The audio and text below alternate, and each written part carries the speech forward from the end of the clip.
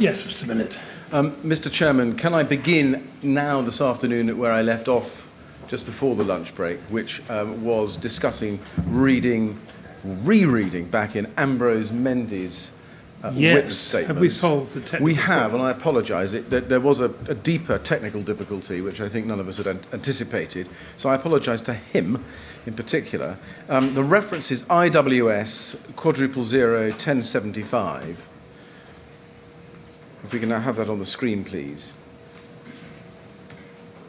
This is the first page of what is a three-page statement. It's dated the 12th of September 2018, and it stands under a statement of truth on page 3, as you can see, Mr. Chairman. Yes. And I read into the record out loud paragraphs 2, 3, 4, and part of 10 and part of 11.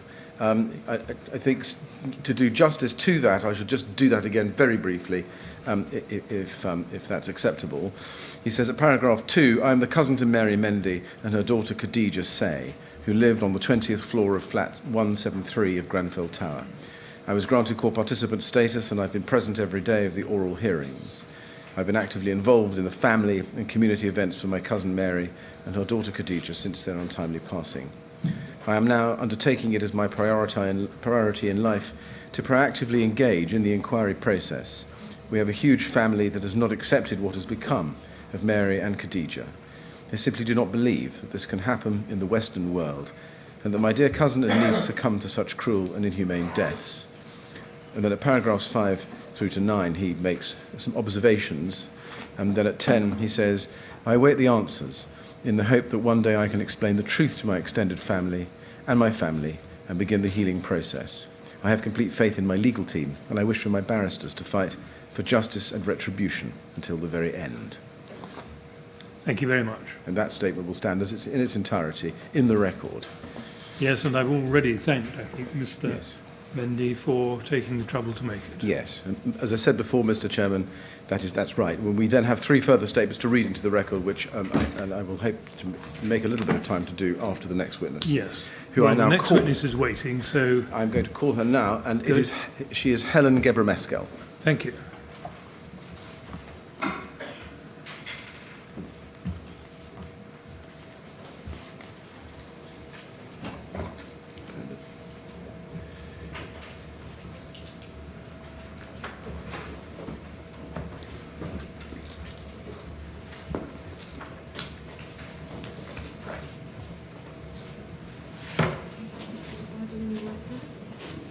Repeat after me.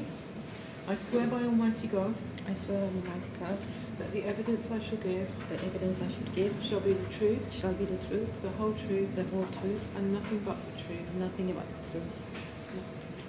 Thank you very much, Mr. President. Would you like to sit down? You have and make yourself comfortable. Good. Yes, Mr. Millett?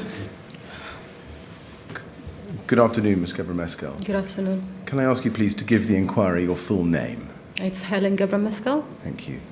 Can I start by thanking you very much for coming to the inquiry today and giving evidence? It assists us greatly with our investigations, and we are extremely grateful to you. Thank you. I should just say this, that some of the questions, many of my questions, will be asking you to relive the events of that terrible night.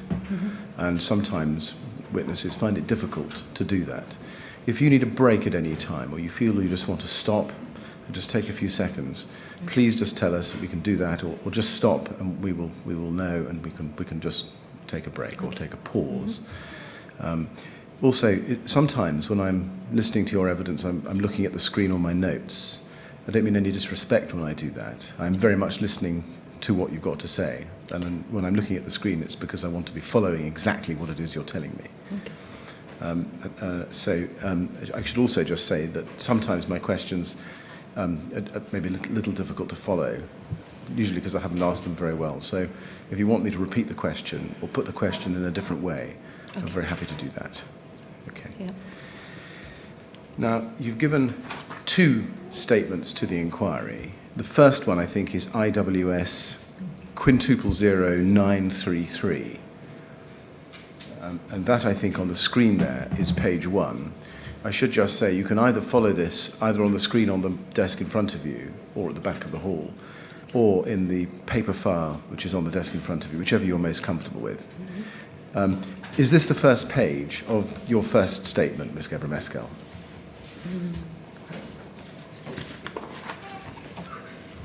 Yeah. It is. Now, can we please go to the last page, which is page 23?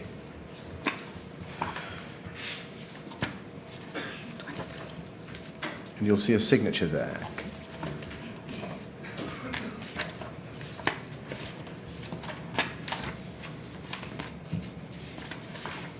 Yeah.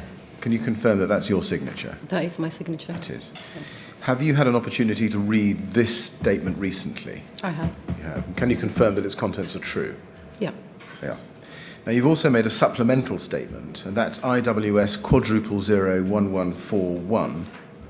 If we can just have that on the screen as well, please. Thank you. Is that the first page of your supplemental statement? Yeah. And if you turn to the last page, which is page 3 of that statement, you'll see that there's a date, 17th of October 2018, and a signature under a statement of truth. Is that your signature? Yeah. And again, have you had an opportunity to read this statement recently? Yes, I have. And can you confirm again that its contents are true? Yes, it is the truth. Thank you very much. Now, there are, I think, 3 exhibits to this statement, HG1, HG2, and HG3, which are IWS 1140, 1139, and 1142. And the first 2 of those, 1140 and 1139, are WhatsApp messages from your friend Nadia Chuker. Yeah. Yes. And then the last one is a WhatsApp voice message also from Nadia. Is that right? Yeah. And I'd ask that those exhibits are admitted into the record. So, Ms. Gebremeskel, that's the formal part of the introduction to your evidence. Can I just then turn to some background questions? As at June 2017, you were a resident of Grenfell Tower. Yeah. And you had lived there for some 3 years by then. Is that right? On the 21st floor, yeah. On the 21st floor. Yep. And that's flat 186. Yeah. And before you moved to flat 186, I think you lived in flat 191 on the 22nd floor. Yeah. Did you live anywhere else between moving out of flat 191 and moving into flat 186? I've lived there for a long time in flat 191. Right. Yes, and you say you moved into flat 191 in 1997. Yeah. My question is, when you moved out of flat 191, was there a gap before moving into 186, or did you move straight? No, straight to 186. Right. Yeah. And as at the night of the fire, 13th, 14th June 2017, you were living, I think, at flat 186 with your daughter. Yeah. And she was 12 years old at the time, I think. At the time, yeah. And also your dog Simba. Yeah. Nobody else in your flat? Nobody else living No, in your just flat? 3 of us, yeah. Can I just ask you 1 or 2 questions about the refurbishment? First of all, your floor number before the refurbishment was floor 18. Yeah. And as a result of the refurbishment, I think it became floor 21, didn't it? Yeah. Now, if I can ask you to look at your witness statement at page 17, your first witness statement,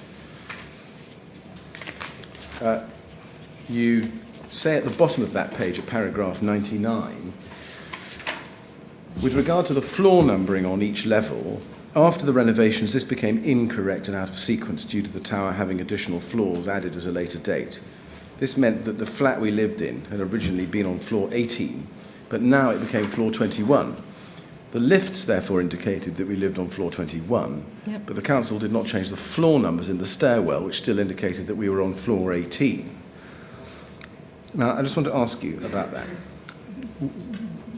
Does that mean that, as at the night of the fire, June 2017, the number on the wall in the stairwell opposite floor 21 still said 18 on it? Yeah. You sure about that? 100%. And how did you know that?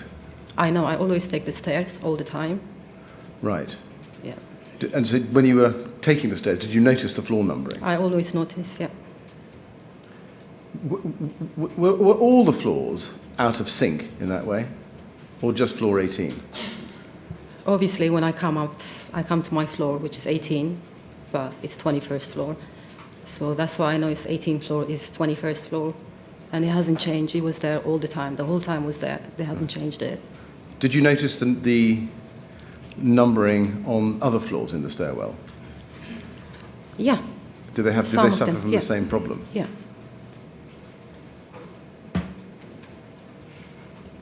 Now, at paragraph 100, you say, I was aware of the error, but up until the fire it never impacted me.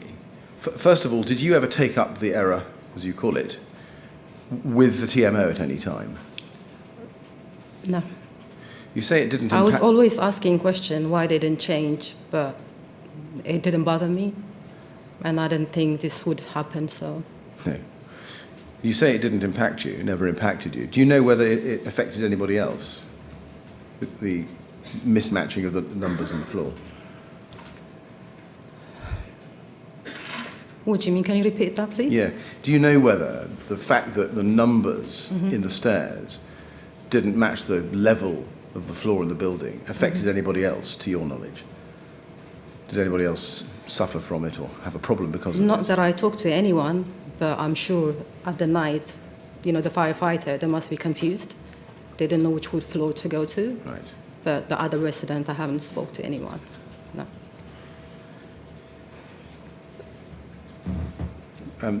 We're still on page 18 of your statement, and you cover the question of windows at paragraph 106 at the bottom of the page. And you say, the replacement windows that were installed approximately 3 years ago were double glazed. They had a large ledge, whereas the previous windows did not.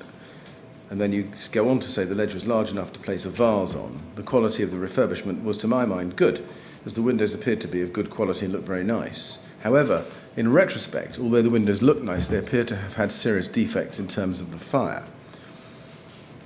When you say in terms of the fire, what do you mean? I didn't have no problem with the window.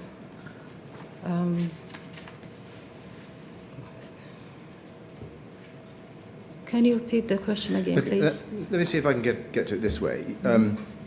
First of all, were all your windows in the flat replaced when the refurbishment was done? When the refurbishment was done? Mm-hmm. Were all your windows replaced? Yeah, all of it, yeah. Okay.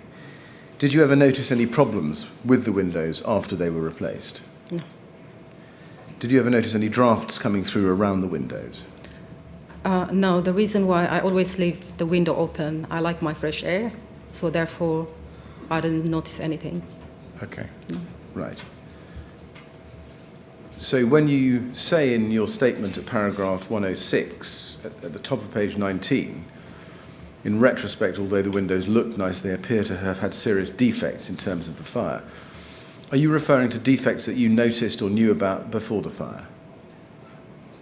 Can you say that again, Yeah. please? The defects that you're referring to, the serious defects, are those defects that you noticed before the fire happened? The defect of the...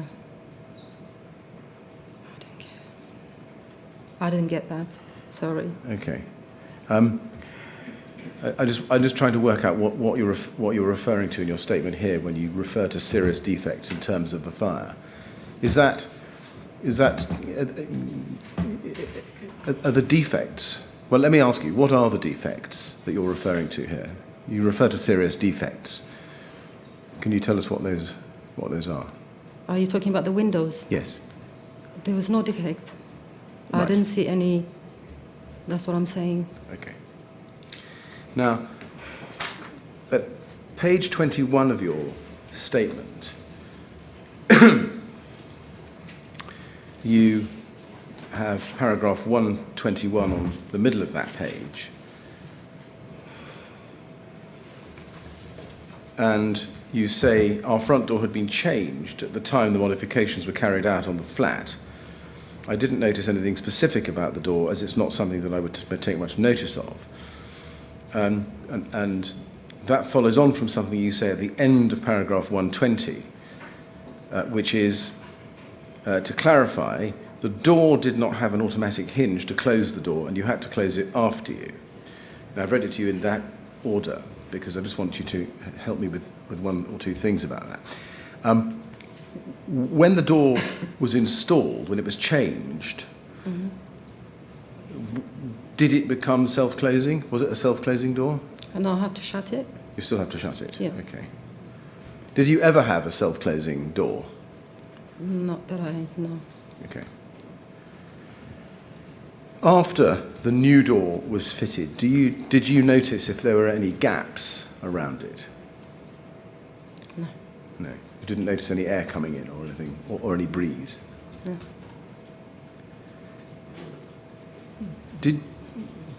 Did you ever hear mechanical sounds or the sounds of a ventilation system operating when you were standing in the lobby at any time? No, I'm always rushing to go to work, and when I come home, I'm late and I just want to go home. I didn't notice none of that. Okay.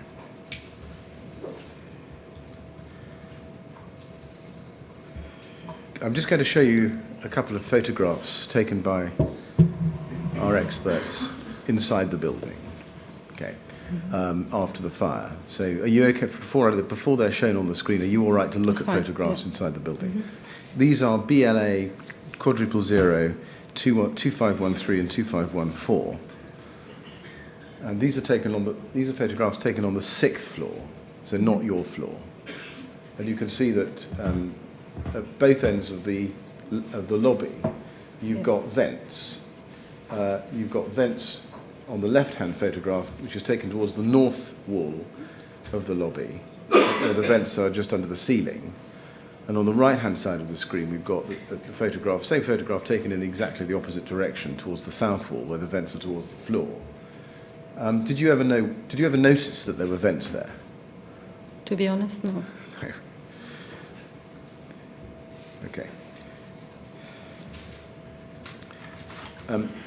We can take those down.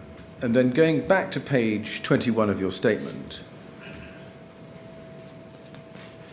at paragraph 119, you say, prior to the fire, I believe that if there was a fire, we should just get out. But this was contrary to what we were told by the emergency services on the night of the fire. When I realized there was a fire, my first reaction was to get out. This was based on common sense. The reason I didn't stay put was due to common sense, that it was better just to get out, or we would be trapped. And then I'll come back later on to what you say in the rest of that paragraph. Did you ever get any information or any advice from any organisation or any individual about what you should do in the event of a fire somewhere in Grenfell Tower? No.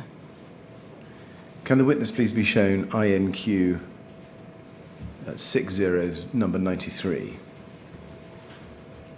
Now, Ms. Gebremeskel, this is a sign. Yep. It's a photograph of a sign. Yep. Taken from beside the lifts on floor 3 of the building after the fire by our experts. Have you ever seen this before?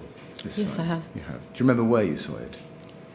There was one downstairs, which is the main entrance, Yeah. by the lift. And the next one was on our floor, my floor, which is 21st floor. By the lift. By the lift, yeah. Okay. Did you ever read it? Yes, I have. Okay. And did you notice at the very top, underneath Fire Action Grenfell Tower, it said there is a stay-put policy for residents unless the fire is in or affecting your flat? Did you read that bit? I have.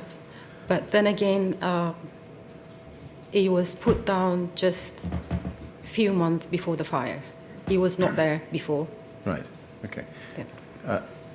Was there any advice that, in the form of a sign attached to anywhere in the building before this sign first went up? No. No. Now, you moved into the building first in 1997. I wonder if the witness could be shown IWS 50500. Sorry, INQ 50500.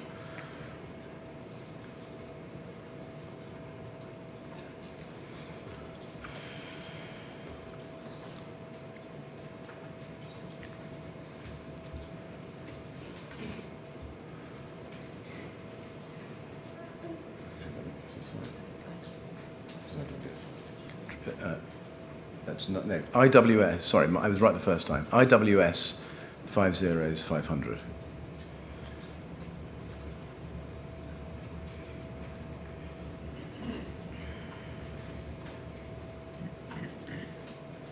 Now, this is a sign which has been the subject of some evidence from some previous witnesses who lived in the tower, who've come to the inquiry. Can I just ask you, have you ever seen this sign before? I haven't seen it. I don't remember. No. Okay. All right.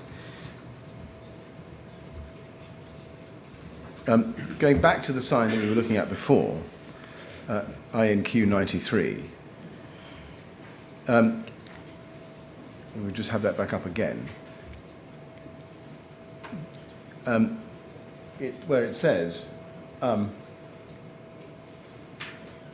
if you are safely, this is a third of the way down, if you are safely within your flat and there is a fire elsewhere in the block, and then in green it says, it's not very easy to read, but it says, you should initially be safe to stay in your flat, keeping the doors and windows closed. On arrival, the fire brigade will make an assessment and will assist with evacuation if required. Do you remember reading that bit of the sign? Yeah, I do remember reading it, yeah. Right. Mm-hmm. And what was your takeaway message from this sign, having looked at it, about what the advice you were being given was? It doesn't matter, you know. I mean, there is a fire in the building, even though there's instruction, but as a common sense, you just need to get out. Right. You don't want to take a chance. Okay. That is my belief. So. Can I then turn to the night of the fire itself? Now, on that night, you were, I think, at home with your daughter and your dog. Mm-hmm. And there was no one else there? No. And at paragraph 13 of your statement on page 3, you explain that you were asleep when you were woken up by the sound of a smoke alarm in your kitchen going off. And then you say you went to your kitchen and saw there was a fire and grabbed your daughter and left. Mm-hmm. Now, there's a lot of history in that. I just want to break it down, if I can, just a little bit. First of all, I wonder if we could just have on the screen MET 12593. Now, this, I should just tell you, Ms. Gebremeskel, is a cross-section of Grenfell Tower at level 1, effectively. So you've got flat 6 in the top right-hand corner, the northeast corner, and all of the flats from this level upwards are the same in terms of configuration within the floor. So although this isn't your floor, the layout of the lobby and the flats is essentially the same. Yeah. If we could just have flat 6 blown up on the plan, this would equate to flat 186, which was your flat. First of all, just looking at this schematic plan, was the layout of your flat the same, or more or less the same, as is shown here on the plan?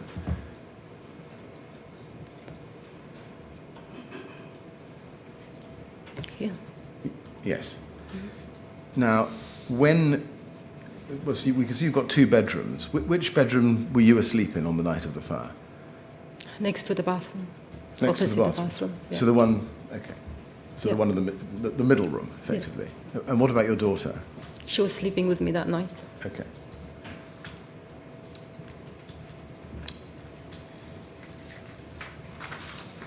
Now, I think you said in your statement that there were 2 smoke alarms installed by RBKC, one in the kitchen and one in the hallway. Yeah. Is that right? Mm-hmm. And were they working on the night of the fire? The kitchen one, yeah. Did that go off? Yeah. It did. Yeah. Now, you say at paragraph 13 that when you woke up, you could smell smoke. Yeah. Just trying to recall that moment. Was that as soon as you woke up? No, the alarm went off first. Right. And then after that, I smelled the smoke. Okay. Mm-hmm. And you could smell smoke in your bedroom?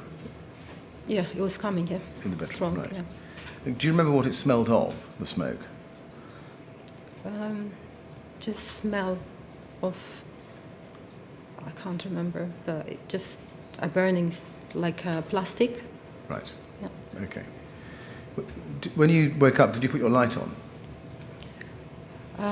Yes, I did. Could you see any signs of smoke in your bedroom? I did on the hallway. Yeah. What about in your On the bedroom? corridor. In the corridor? Yeah. Okay. What about in your bedroom? No, it didn't Right. come to my bedroom. Okay. And now, at paragraph 14, you say, I recall that upon entering the kitchen, I saw the extractor fan in the kitchen window had broken away and disintegrated due to fire. If I can ask you to be shown, please, BLA 3, page 23.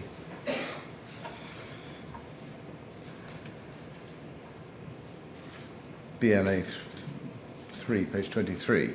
This is a photograph of a window from the kitchen in flat 13, Grenfell Tower, taken after the fire. Did your kitchen window look like the one in this picture, Yeah. with the extractor fan in the top right-hand corner set into a panel? Yeah. Okay. So when you came into the kitchen, by reference to this picture, what was on? Can you explain what was on fire? Basically, the extractor, it was burned and it was in pieces in the floor. And then there's a hole like the fire was coming in. Okay. So the hole, was it the hole where the fan unit was sitting, or was it a square hole where the panel had been? It was the square. I remember it because I didn't want to stay. The only thing I was thinking about was just to get out, take my daughter and get out. Yeah. I didn't think, but I know that it was in pieces in the floor and there was a fire coming in. That's why I just Right. get out, yeah. So just say that we're really, really clear about this. That the hole was a square hole, not a round Square, hole. Right. yeah. Did you, and I know this is difficult because you weren't there for very long, but do you remember whether there was any fire coming around from anywhere else around the window? No, that's the only place was coming, Okay. through the instructor. Was there any smoke coming into your kitchen at that Yeah, point? there was smoke, yeah. Do you remember what the colour of the smoke was? It was black, but it's not very thick. Right. It was black, yeah. Okay. Did you smell it? Did it have a particular Yeah, smell? yeah. Mhm. What was the smell? Like a plastic. Again, like a plastic. Yeah. Was it the same smell as you'd smelt in the hallway? Yeah. Mhm. Did that smoke at that time have any physical effect on you? Not at the time, no. Okay.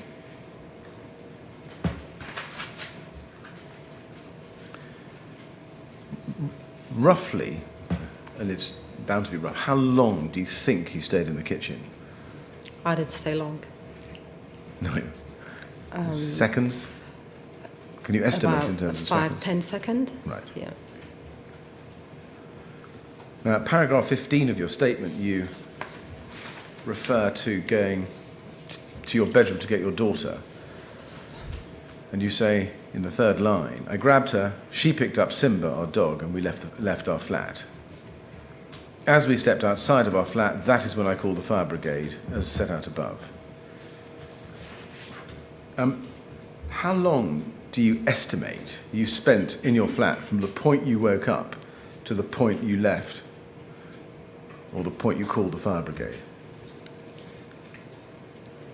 Everything happened so fast, but I will assume, I'm not 100% sure, but about 5 minutes, 5, 6 minutes. As you left your flat, did you notice what the smoke conditions in the flat were? I just closed the door, so I don't know. Okay. Did you notice any smoke at all in the flat, or was it When I came out from my flat, as you were leaving? yeah, there was, yeah. Right. Was there much smoke in your flat by the time you left? As I say, I don't remember, but everything was happening so fast, and my main priority was just to take my daughter and just get out. So therefore, I don't know. When you left your flat, I think you said you closed your door behind you. Yeah, I did. That's right. When you went into the communal lobby, you leave flat 6, come out of your front door, you turn right. When he come out, yeah, he turned left, not right. left. Left. Yeah. Did you turn left or did you turn right? I came out and, yeah, I turned left. Okay. Did you notice what the conditions were like in the communal lobby at that point? To be honest, when I came out and I thought it was only my flat was on fire until I see my neighbor. So. Okay. We'll come to that in a moment. Can we just go back to MET 000-12593?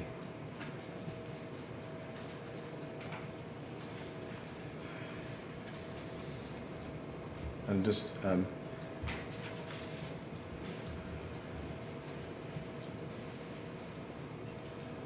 so you come out of.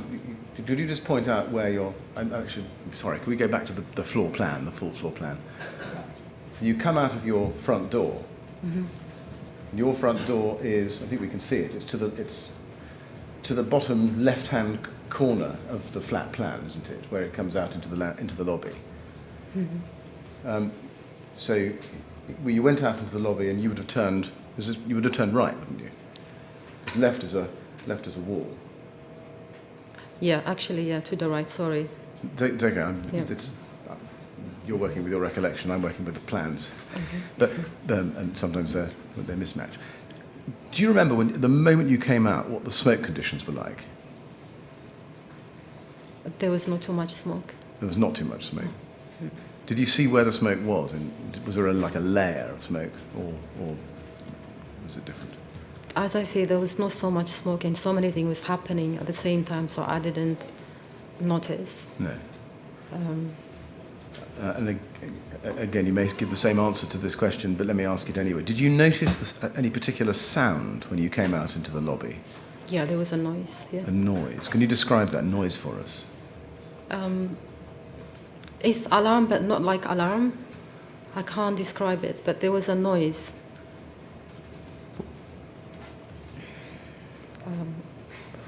Was it a noise you've heard before? No, I never heard it before, no. Was it a noise? I mean, I don't want to put ideas in your mind, but was it an alarm-like noise, or was it like a machine noise?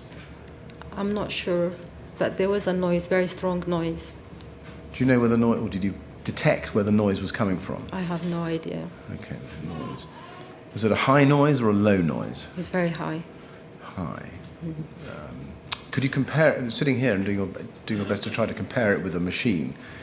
Could you compare it with any machine, like a domestic machine of some kind? Probably. What kind of machine would you hear? Would you say it sounded like?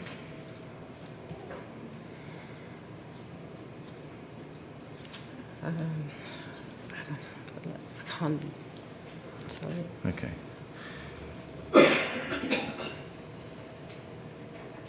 Okay. Well, we may come back to that later on when you go back into the lobby. Now, we've got your call time for your first 999 call at 01:26:54, and the transcript for that call is LFB 306.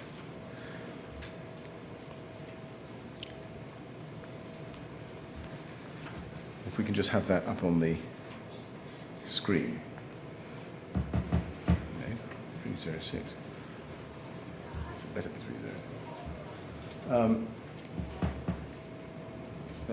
30? That's not it. That's 3060. So I've got LFB 50306.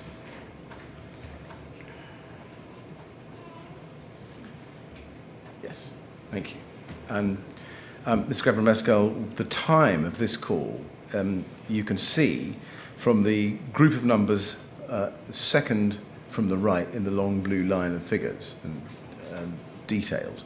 And it says 012654, which is 1:26:54, which is the time of your call.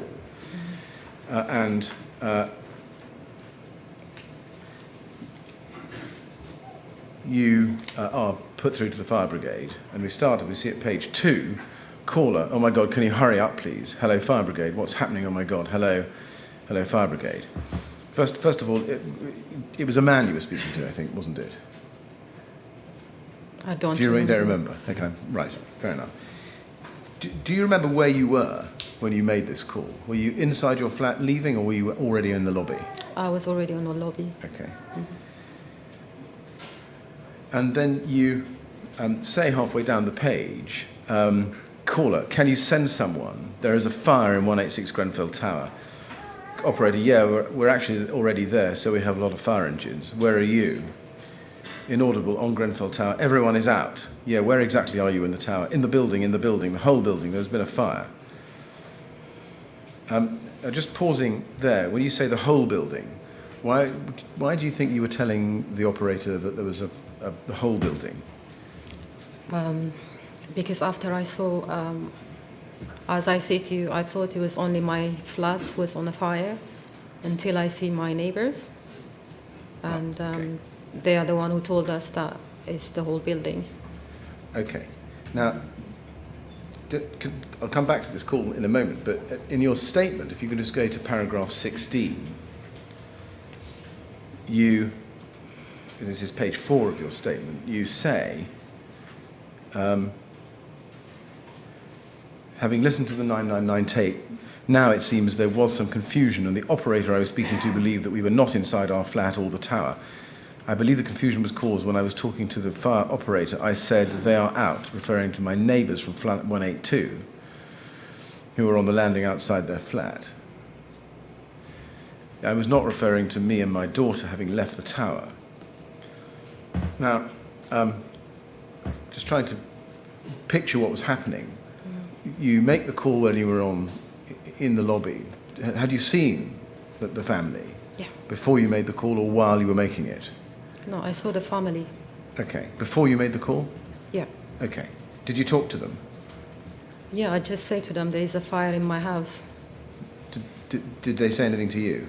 Yeah, they say it's the whole building. They said it was the whole Yeah. building? Okay. And where were they when you saw them? Outside their flat. Outside their flat? Is that and that's, I think, flat 182. Is that right? Yeah. Yeah. Do you remember which members of the family you saw? I saw all of them. Right. Do you want to have a break?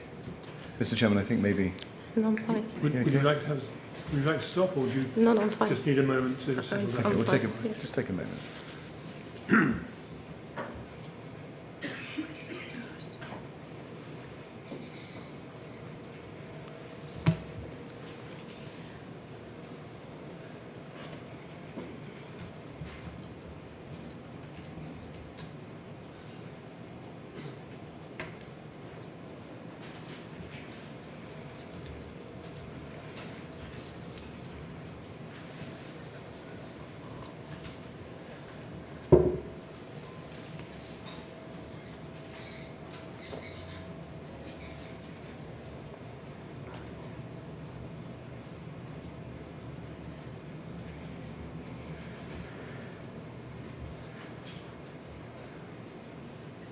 You okay to continue? Yeah. We can take a I'm lunch fine. break if you need. Okay, let's just try and take this slowly. Do you remember who you spoke to? Which member of the family you spoke to?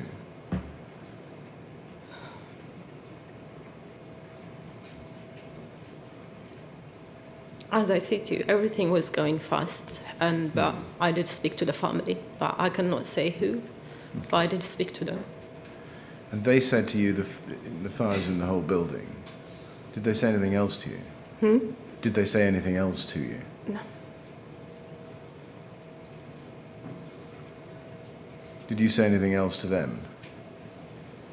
No. Was there do you remember a conversation with anybody in that family about whether you should go into their flat, 182?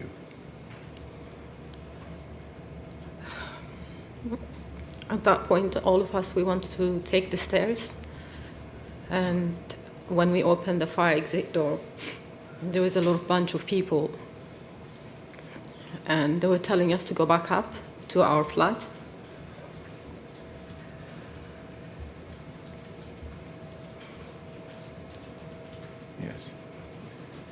I'll come to that in a moment, because I do want to ask you a bit more about that.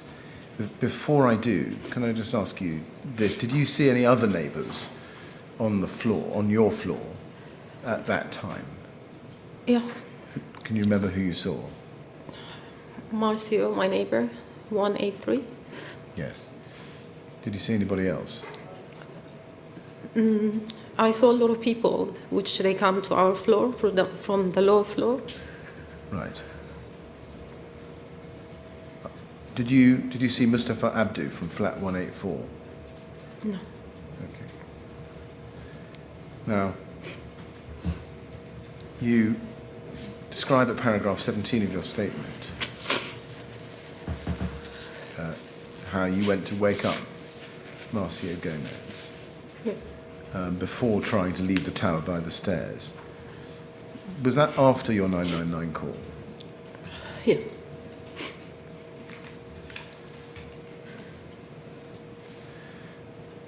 Okay.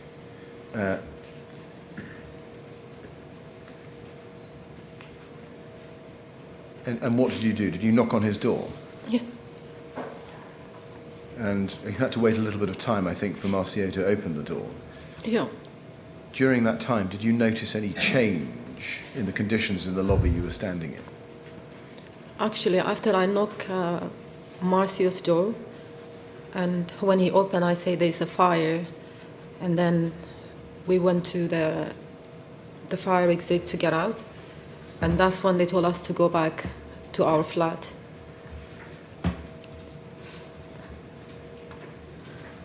Now, I'm going to ask you about going to the stairs and seeing the people coming up in just a moment. Before I do, can I just take you back to the first 999 call, just finish that off? I said the first 999 call, your 999 call, and finish that off. Back to LFB 306 and turn to page 3. You can see the advice on that page. The operator says, right, just stay outside, okay? And you say, can you please hurry, please, send someone, please. We're already there, okay? There's a fire. Yeah, I know there's a fire, and the fire brigade are already there. Okay, we've got something going. It's the whole building. Stay outside.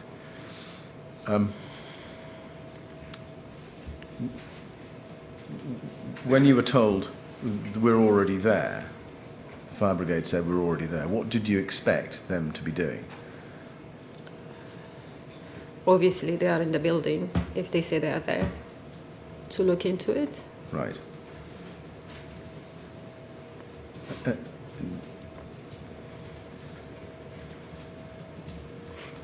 And did you get any assurance or comfort from what you were told on that call? At the time, yeah. What did you expect would happen? Well, as that's their profession, obviously they are there to rescue us, and they know, so that was my hope, for them to come and take us out. Now, you then knock on Marcio's door, and the family comes, and then I think you all leave and go to the stairs. Is that right?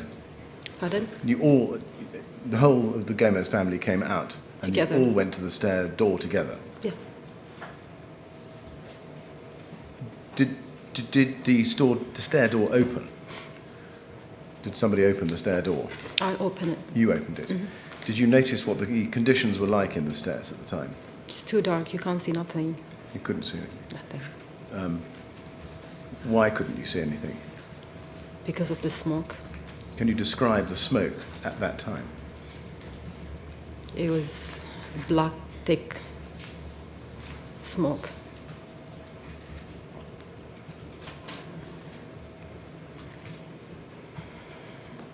How did that compare with the conditions in the lobby on the 21st floor at that time?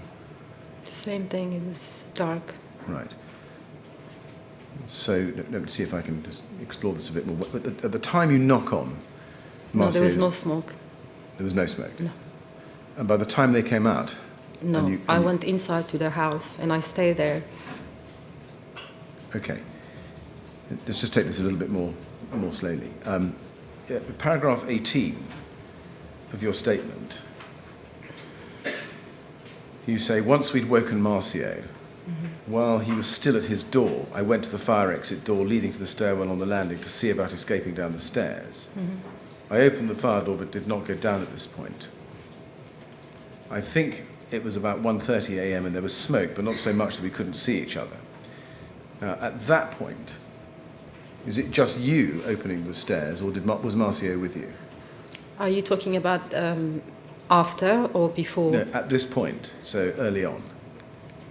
No, early on, he didn't try to come out, because when we tried to get out, that's when the people told us to go back up to our flat. Yes. And that's when Marcio, he called us and we went to his flat. And we stayed there until the end, until we get out. And you But described... at that time, there was no smoke. No smoke. There was, but not too much. Right, okay. That's... We can still see each other, yeah. You describe people going up the stairs. How many people, roughly, do you think you saw? There's a lot of people. Right. Can you describe whether they were wearing nightwear or whether they were dressed for escape? I remember only one person, but I don't remember the rest of them. And I don't remember what they were wearing, so... Now, still in paragraph 18, you say, 4 lines up from the bottom, they told us to go back to our flat. The us there, is that you and your daughter? And Al-Wahabi as well. And? Al-Wahabi, 183. Right. I see. So, okay. So you were all together trying to go out? Yeah. And when they told you to go back, do you remember who told you that? The people was from the lower floor. They were trying to come to our floor. Right.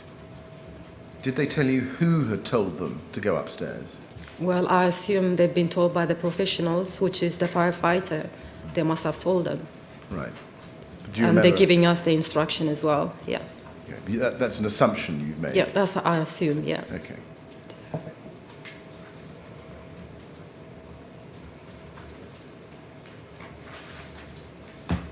And when you went back to Marcio Gomez, did you tell him that the firefighters had said, go upstairs? Do you remember telling him that? I don't remember telling him, but I'm sure I must have, yeah. Okay. No, he called us, actually. He saw the whole situation. He was outside his door, I remember. And when they told us to go back to our flat, that's when Marcio, he said, come, and we went to his flat.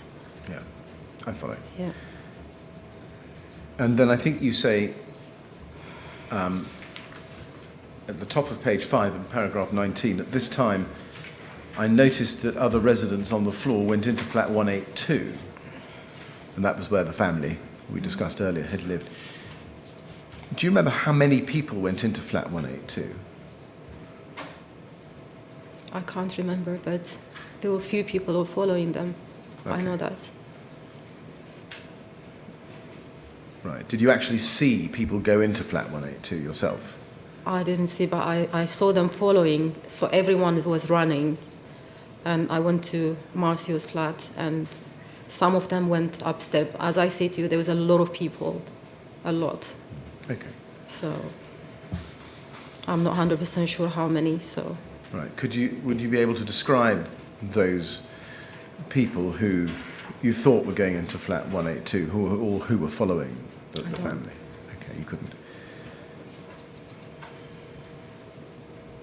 Now, I know that you then went into flat 183, Yeah. the Gomez family's flat. Mm-hmm. When you went in there, what were the conditions like?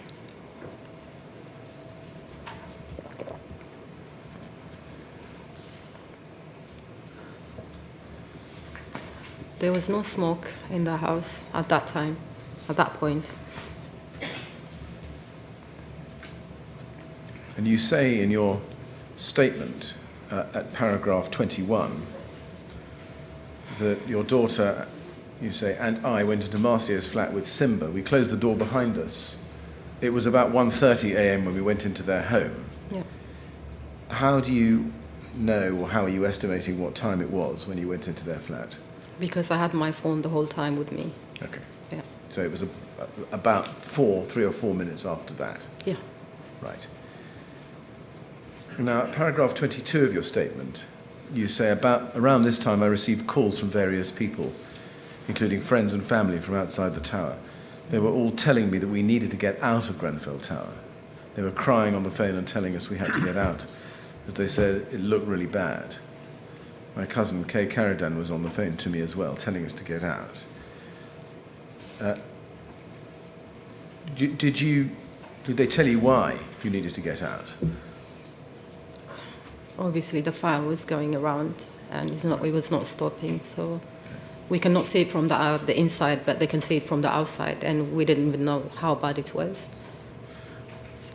And in paragraph 23, you say around the same time, Marcier was on the phone to emergency services who were telling him that we should stay in the flat and that someone would come and rescue us. Did you actually hear him on the phone to the emergency services? I didn't hear, but that's what everyone was saying to us whenever we spoke to them. Right. They told us to stay in. And you say at the same time Marcier was on the phone to emergency services. Do you know which services you think he was speaking to? I can't remember because there was a lot of phone call that was coming up and we were calling, so I don't remember. Yeah. The reason I'm asking you the question, Ms. Gebremeskel, is because the first LFB call we've got for Marcier was his call at 2:21:04, so about 50 minutes later. So my question is, are you sure he was on the phone to the emergency services at that early stage when you first went into the flat? I'm not sure. Okay. When you went into the flat, sorry, let me just ask this. Before you went into the flat, while you were still in the lobby, do you remember whether there was any smoke coming from your flat, 186? No. No, there wasn't. I only see it inside, not from outside, no. Now, the paragraph 24 of your statement, you explain who was in the flat. It's Marcio and Andrea and their children and your daughter and the two dogs, Simba and Lily, Lily being Gomez's dog. Yeah.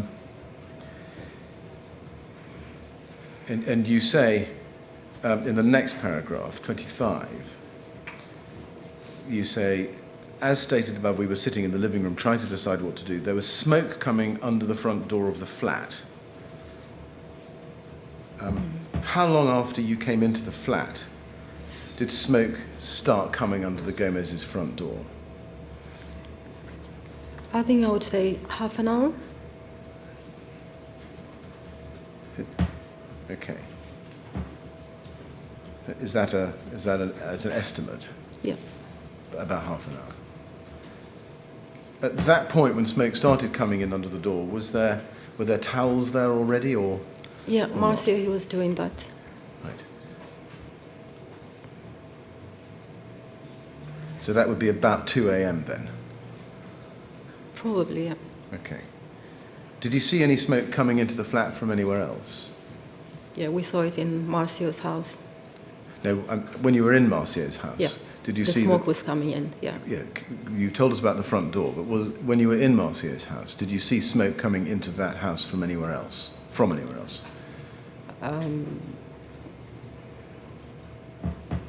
There was smoke, a lot of smokes coming, and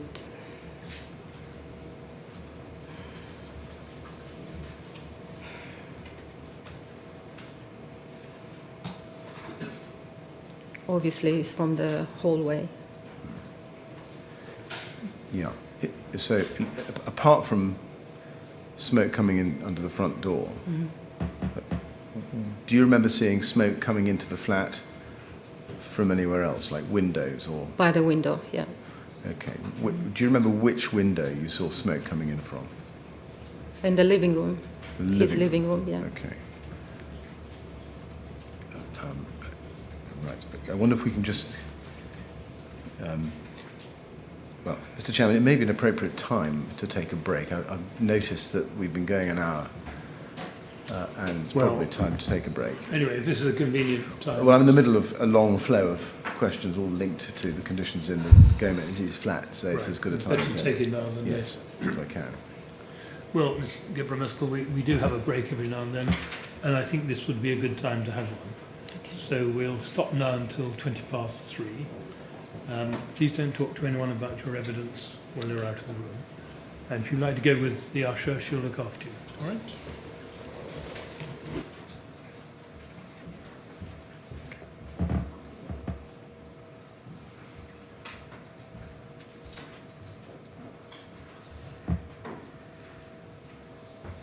(3:20) then, please. Thank you.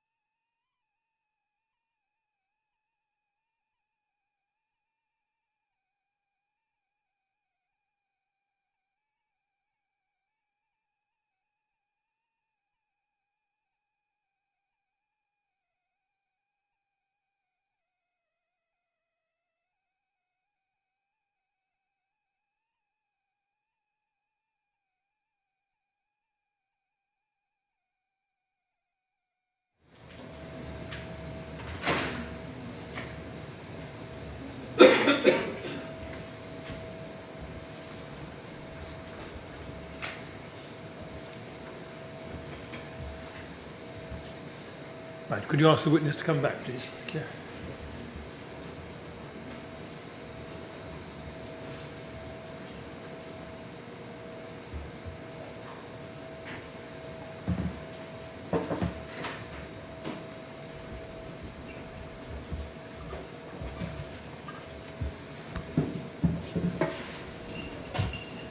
All right, are you happy to carry on?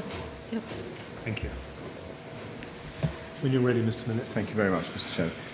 Ms. Gebremeskel, thank you very much for coming back to us. I just want to ask you about what was happening in the flat, in the Gomez flat, when you were there. And can I ask you, please, to be shown the floor plan again, which is 12593. MET 12593. Can I ask you, Ralph, please, to expand flat 3, or what equates to 183? Now, Ms. Gebremeskel, on this plan, I'm showing you a plan of what the Gomez's flat roughly looks like. I'm not sure myself yet whether or not that's exactly the same interior layout, because he's not given evidence yet. But can you just help us? You were describing seeing smoke coming in through the living room window once you were in the flat. Can you point out to us on this plan which window that is?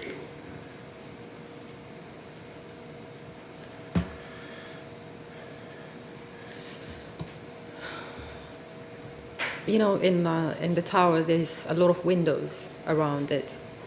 So basically, we were in the living room, and the smoke was coming from all the windows. Right. Yeah. All the windows in the living room? All the windows, yeah. Okay. And their house it's open plan. They don't have the sliding door. So basically, the kitchen and the living room is together. I see. Yeah. And were the windows open or closed? Do you remember? No, we opened it at the opened time. them? Yeah. And the smoke was coming through the open windows, was it? Yeah. Okay. Now, you say in your statement, para 26, at about 2 a.m., Marcio said that he was going to knock on the door of the old Filipino lady in the flat opposite. Mm-hmm. And you say he went to her front door and opened it. And this was when we realised how bad the conditions were outside the flat. Just before we go on to the conditions, do you know what made Marcio get up and go to the lady opposite? So that he was thinking to go and let her know there's a fire in the building. Right. That's why. Okay. You say in your statement he went to her front door and opened it. Do you mean the lady's front door? No. You mean his own His front door? own door. His yeah. own front door, Mhm. okay. Do you know the lady, the Filipino lady? Mm-hmm. Do you know what her name was? Algaya, I think. Ligaya. Ligaya, Is it yeah. Ligaya Moore? Mhm. Okay. Did you know her? I say hello to her, but I am not that close. But as a neighbor, we do say hello, and you know. Now, you've given a time of this, of about 2 a.m. Again, how do you remember it was 2 a.m.? As I say, I have my phone with me the whole time. Right.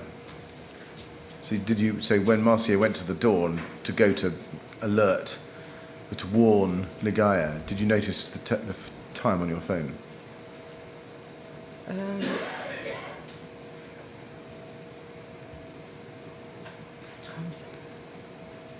I estimated as when I went to his house, and it was, I assume like it was right after half an hour. Yes. Okay. Was this the first time that Marcio had opened his front door after you and your daughter had come into the flat? Yeah. Okay.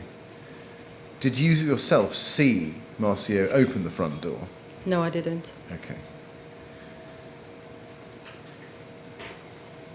So when in your statement you say the smoke outside the front door at this time had become really thick and black, is that something you saw, or is that something Marcio told you? No, when he opened the door and he told us how serious it was, And then obviously we went and we checked and there was smoke coming in. Right. So you went and had a look yourself, did you? I think I did, yeah. Okay. You say in the fourth line in the same paragraph, there was a strong smoky smell and it was getting worse. We were all coughing due to the smoke and it was getting harder to breathe and the heat was increasing.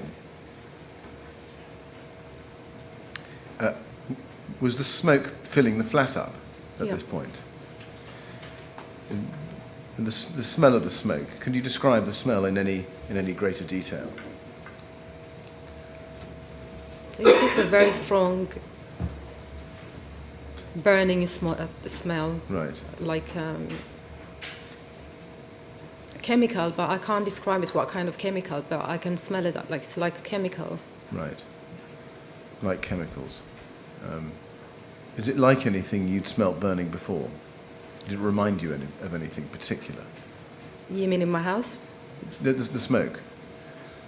Yeah, anything you've ever experienced before?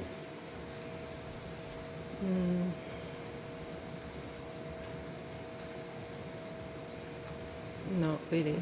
Okay.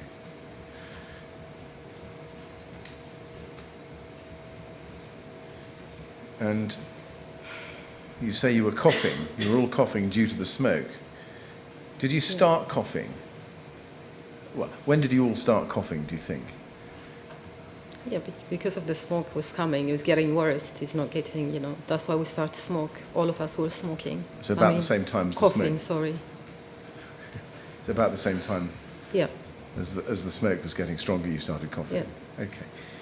Did you notice any physical effects that the smoke had on you? It was making you cough. Were there any other physical effects on you or your daughter? No, just coughing. Okay. Now you mentioned heat, that you say the heat was increasing. Mm-hmm. Do you remember whether you could tell whether the heat was coming from a particular direction or was it just all round heat? It was all around. Okay. And turning the paragraph to page 6, paragraph 27, you say, it was then that we realised we had to get out of the tower and that we would die if we remained in the flat. What made you realise that? It was getting worse. So if we stayed, then Right. we're going to die. So Did you have a discussion with Marcio or Andrea about having to get out, otherwise you might die? yeah, Marcio, he was instructing us. What did he say? We have to go out. We have to go.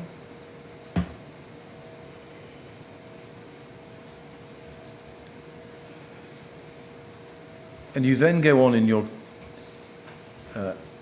paragraph, same paragraph, 27, to say, at this point, Marcio said we had to escape, so he filled the bathtub with water and soaked towels in the bath and gave us 2 towels each, 1 bath towel and 1 tea towel. Did you watch Marcio fill the bath? Yeah, I saw him, yeah. Did you notice any problems with the water pressure when he did so? At the time, no. And then you say, Marcio passed me the phone while he was doing this, and I spoke to the emergency services. The fire brigade operator told me to remain where we all were and that someone would come to rescue us. Now, I just want to ask you a little bit about that. The first call that we've got in the transcripts for those calls, for Mr. Gomez, for Marcio, is at 2:21 and 4 seconds, 02:21:04, and that is LFB 348. And we've seen the call and listened to the call. There's only one caller on that call, and it's Mr. Gomez. My question is, do you think it's really right that you spoke to the emergency services at that point while he was filling the bath? At the time, we've been calling friends and to pass us either to police officer or the fire brigade. But I assume maybe I was using my phone or Right. But we did talk to the police and the firefighter outside. But there was a time that I used my phone to call a friend, and we asked them to pass it to us, Okay. to the police. I see. Okay. So Now,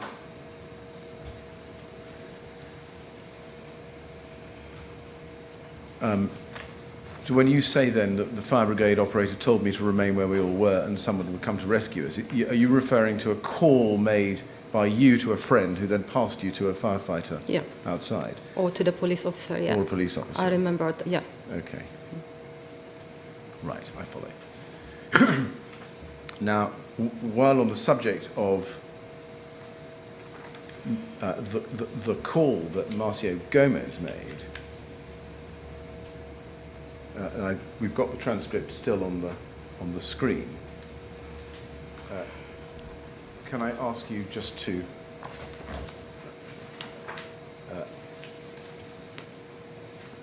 look at it?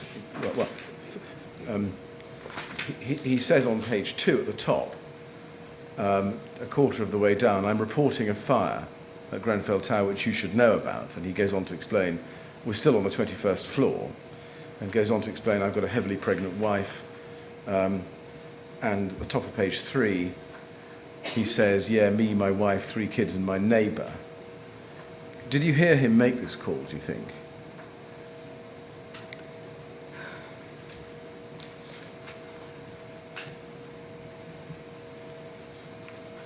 I don't remember. You don't remember. Do you remember? As, Sorry, go ahead. as I say, everything was going fast, and we're so all confused. So Right.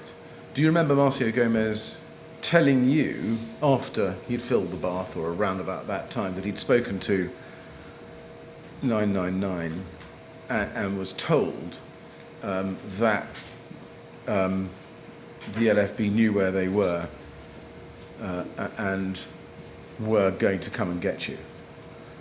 Did Marcio tell you that that is what he'd been told? yeah, that's what they've been saying. Obviously, I don't remember. You know, as I say to you again, it's very confusing. And Going back to your statement, you say in 29, I called various people, including Nadia Chuker from flat 193 on the 22nd floor upstairs.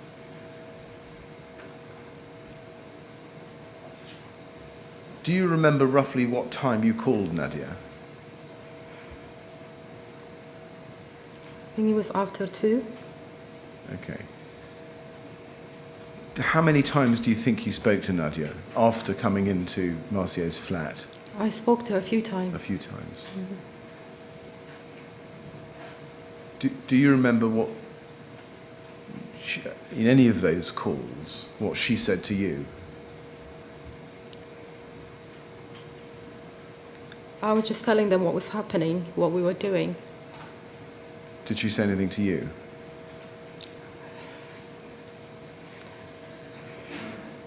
She was just telling me she was in the house. Anything else? And I was telling her what we were doing, to fill up the bath and, just cover themselves with a towel. I didn't even know how to do that, but I saw Marcio doing it, so I was just telling them what to do. Right. Did Nadia tell you what advice they had received in their flat from the emergency services? Yeah, but I found the text message and the voice message after. Sure. I didn't even know that she was calling me. Sure. During your calls that you did have with her, do you remember her telling you what advice she'd received or When I was they talking had to her. received? No. Not while you were on the phone to her, okay. Do you remember roughly what time, well, let me ask you this way. Do you remember roughly how long before you finally made it out of the Gomez's flat that you spoke to Nadia? Just before we went out. Just before you went out. And can you remember anything about that Well, let's stop. just take a moment Stop. to settle yourself.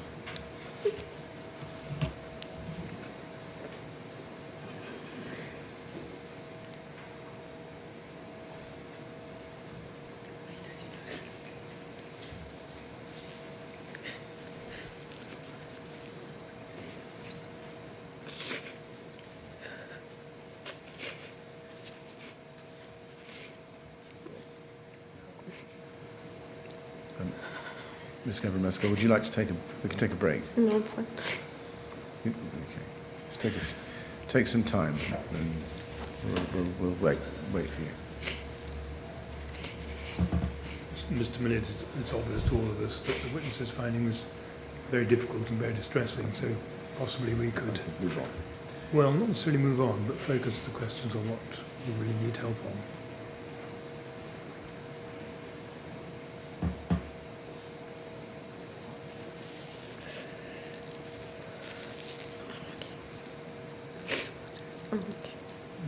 I'm sorry to ask you this, but these questions are important to some of the families, as well as to the inquiry, and we just want to see how we go. If it's difficult, I understand.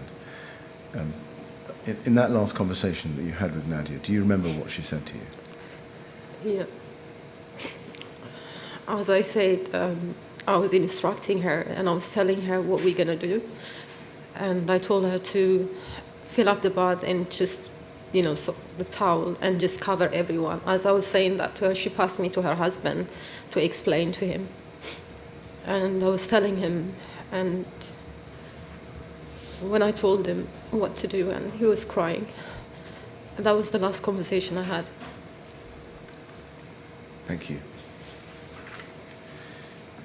Now, going back to your statement, page 6 of the statement, paragraph 31, you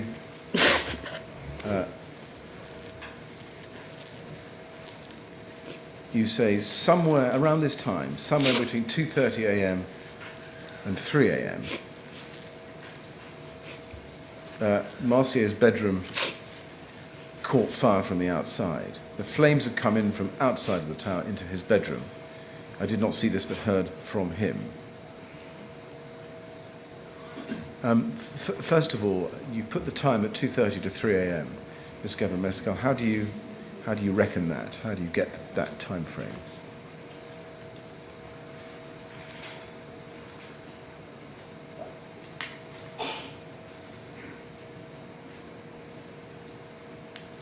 I'm not sure.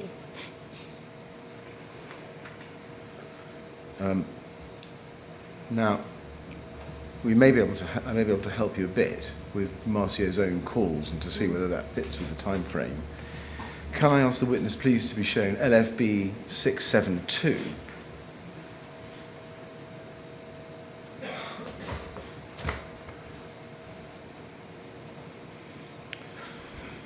And this is a transcript of Marcier's second 999 call, timed at 02:46:58. And Ms. Gebremeskel, we can work that out because of the tiny numbers at the top. The second group of numbers from the right says 02:46:58, where the little red dot is. So it's about 2:45 a.m. And he makes a call and says, "I'm still waiting at flat 183.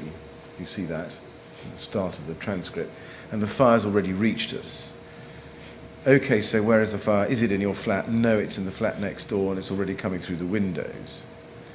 So that's what he says. My question is, do you remember Marcier making a call to 999 and saying those things? Did I make the phone call? No, do you remember him making the phone call and saying those things? Did you hear him say that? I don't remember. You don't remember that? Okay. Now, he says, and obviously we're going to look at this with him because he's going to give evidence later this week. He says that he made this call after 2 failed attempts to leave the flat. So you try to get out twice before he makes this call at about 2:45. Yeah. Is that how you recall it? that you had two attempts to leave before about 2:45. Yeah, we tried to get out twice. Maybe that was that time. I'm not quite sure. Right. Okay. Now, leave the call and go back to paragraph 32 of your statement on page 6. And you say,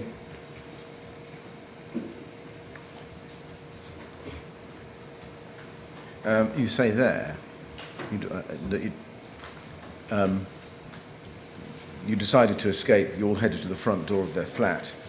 When we opened the front door of the flat, we were hit by thick black smoke. I can't remember whether there was a lot of heat. It was so thick we couldn't see our hands in front of our faces. We were already coughing from the smoke inside the flat, but it was much worse when we opened the door. As we opened the front door, the smoke bellowed into the flat. It took 3 attempts of opening the door, then retreating in before we decided to go for it. Now, I've read all of that to you to give you the full context. Over what period of time did you open the door 3 times before finally going out, do you think?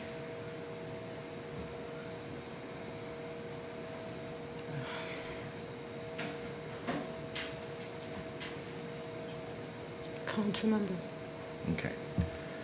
Did all of those attempts to leave happen after he told you that the fire had spread into his bedroom?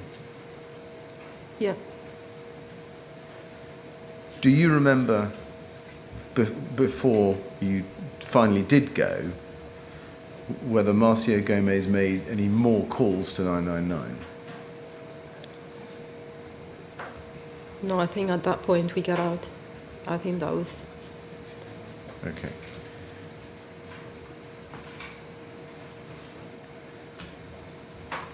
Do you remember that when you did finally go for it, as you put it, whether Marcio was on the phone to 999 at that stage?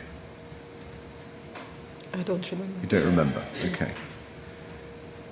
Just to be, to give you the context, we have him making a final 999 call at 3:25:45 as he's leaving the flat and you're all crossing the lobby and going into the stairs. But you don't remember him making that call? No. Or being on the phone? Right, okay. So I won't ask any questions about that.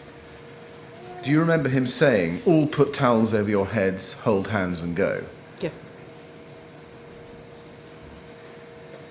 Now, you say in paragraphs 33 and 34, that in 33, we left in a line, you say, with me at the front, followed by Andrea, and then the 3 children, and Marcio in that order.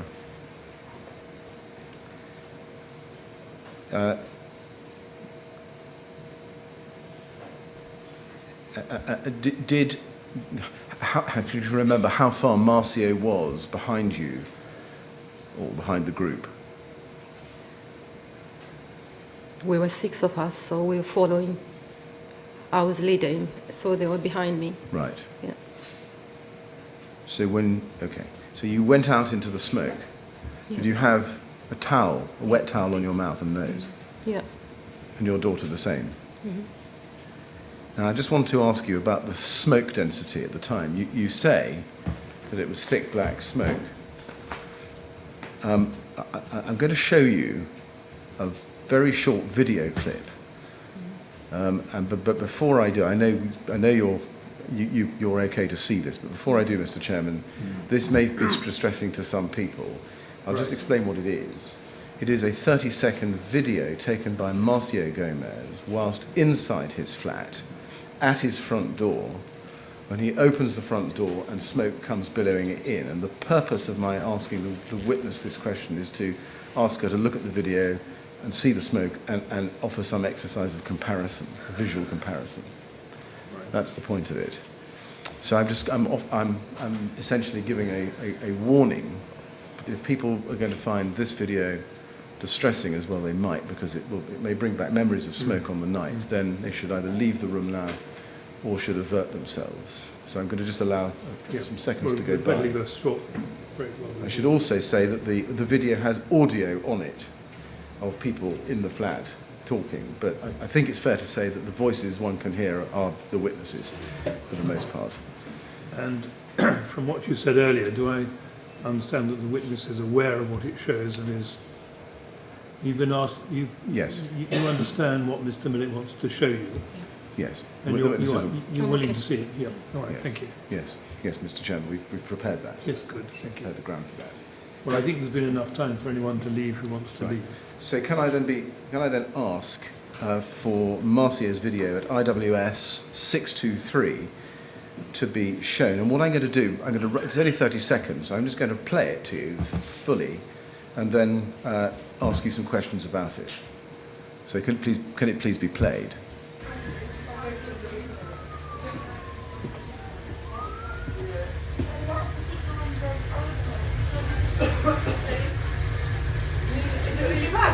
Why are you crying? Why are you crying? You are crying.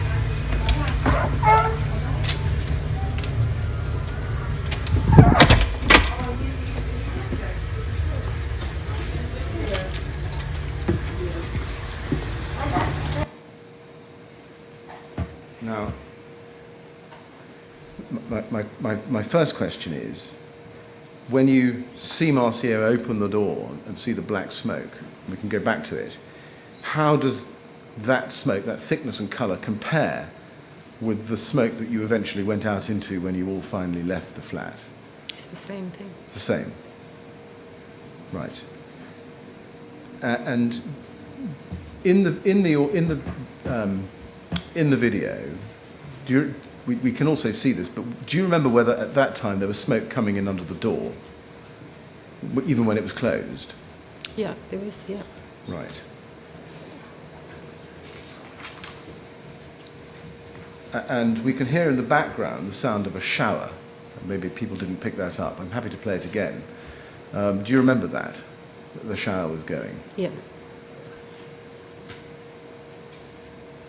And do you know why Marcio Gomez had the shower going? There's a reason he's done it. But I think probably maybe, later on we might not have the water. So he was just filling it up in order to put the towel, to cover ourselves and to get out. Right. Yeah. I think he himself says that he did so in order to reduce the smoke. Yeah, that as well, yeah. Okay. Yeah. When you got out into the lobby, how far in front of you could you see?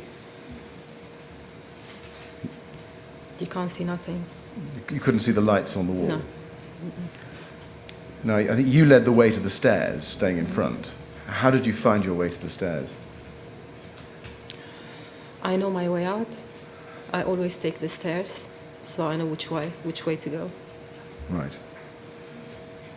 When you got to the staircase door, do you remember whether it was closed or whether it was open? No, it was closed. It was closed. When you pushed the stair door open, before you get to the stairs, when you come out into the lobby, do you remember hearing any noise?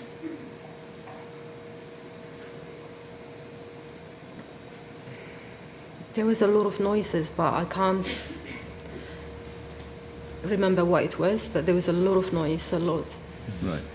You told us earlier that when you come from your flat to Marcio's flat, you'd heard a high noise, like something you'd never heard before. Could you still hear that noise when you came? The same thing, yeah. Same thing. Was it the same noise, louder, or the same It's level? louder. It was louder. It was, yeah. Okay. Did you notice any change in temperature between Marcio's flat and the communal lobby? It was very hot. Very hot. The lobby was hot. I don't remember in the lobby, but when I was taking the stairs, I remember the heat, yeah. Right, okay. So you get into the stairs. At the moment you get into the stairs, how is the smoke in the stairs? The same thing, very thick. The same. And you describe at paragraph 34, I'll just summarise it, you say there was water on the floor, on the stairs. Did you feel water on the stairs as soon as you came into the stairs? Yeah. You did. And at 37, if I can just ask you to look at that. You say, I was finding it hard to breathe going down the stairs. I'm sorry, I'll wait for it to come up on the screen. Para 37, top of page 8. You say, I was finding it hard to breathe going down the stairs, and the temperature was very hot, like you were in a very hot sauna, all the way as we travelled down the stairs. Was that sauna-like heat something you experienced as soon as you got into the stairs, or was it some way down? No, as soon as I get to the stairs. Really? Yeah. Okay, and as you went down, did it change? It was getting hotter. Yeah. Getting hotter? Mm-hmm. How did the temperature when you went into the stairs compare with the lobby you'd just come out of?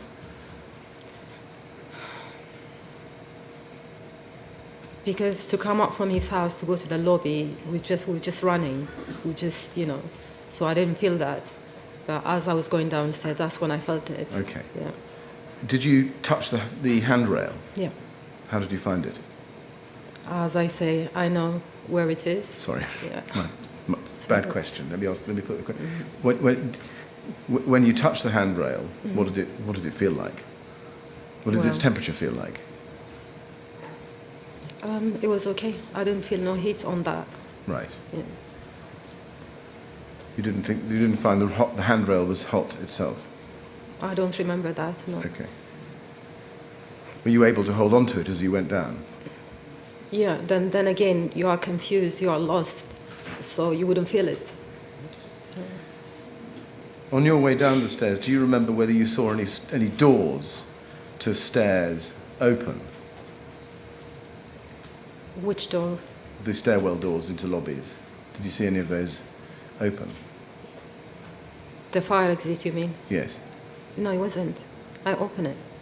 Sorry, let me say. On your way down, you went past doors which would lead into lobbies on other floors. Do you remember whether, when you passed them, any of them were open? It was still open because they were following me. So they were holding the door until we go down. So once you'd left your floor, floor 21, and had started to come down the stairway, Yeah. down the building, do you remember whether when you passed other stair doors which led into lower lobbies at No, lower I didn't levels, find any. any of those doors were open? No, I don't remember. I didn't see one. And at paragraph 36 of your statement, you say you found it very hard to breathe going down the stairs. And you explain that the tea towel was making it harder to breathe properly. Can you did you feel the effects of smoke inhalation as you were going down? Yeah. What were those effects? It was too much smoke, and as I was going down as well, I was calling my daughter's name, and I was inhaling more, so that was making it difficult as well. Right.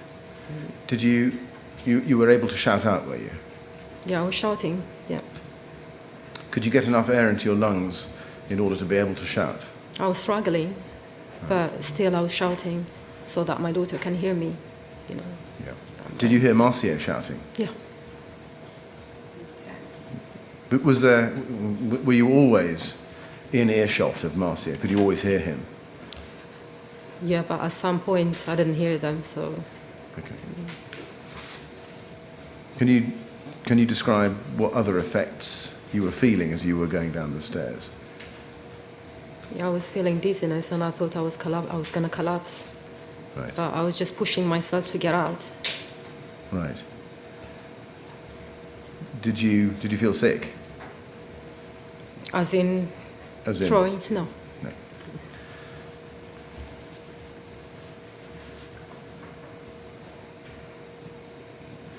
Do you remember, and then it's difficult to piece it all together, but do you remember whether there were any moments during your descent down the stairs when it was easier to breathe than at other times? Yeah, I found it easy when I get down, which is, I'm not sure, which is if either it was first floor or second floor. That's when I had fresh air, and Right. there was no smoke there, so... Okay. But it was the end, towards the end. And I think in your statement at paragraph 41, you say, the black smoke was very thick all the way down. It was not until I reached the second or first floor that the smoke was clearer.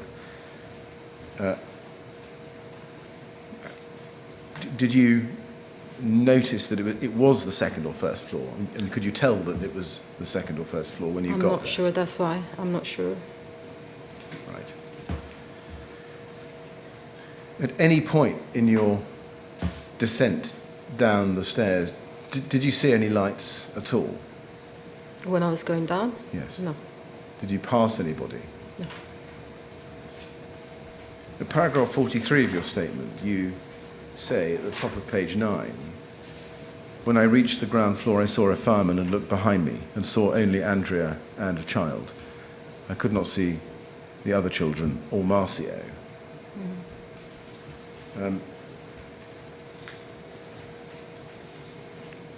When you got to the ground floor, where was Andrea and the other child? Do you remember where they were? Yeah, they came right after me. And there was a bench. I remember Andrea, she sat down, but she was lost. And the little one, she came and she sat next to her. Till I tell the firefighter when I found them. Okay. And I think you say that you saw these firefighters on the ground floor. Was this the first time that you'd seen any firefighters at all during, between leaving the flat and getting to the ground floor? Yeah, which is, I'm not sure, either first floor or second floor. That's where I saw them, but I'm not sure which floor it is.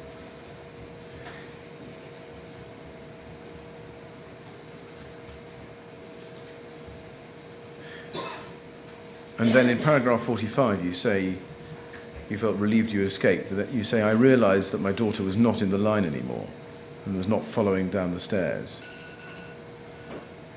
And then I think you explained in paragraph 46 that you told a fireman and he was shocked that you'd made it down from the 21st floor and then promised that he'd go back and save your daughter. Do you know what he did next? Pardon? What did that fireman do next? Did you see what he went and did next? Yeah, because I was telling him that I was going to go back to get my daughter, and he refused to let me back to the tower. And he said to me, "You need to get out. You need to get out." And as I say, he promised that he was going to go and bring her back. And that's when they took me out because I was not wearing his shoes.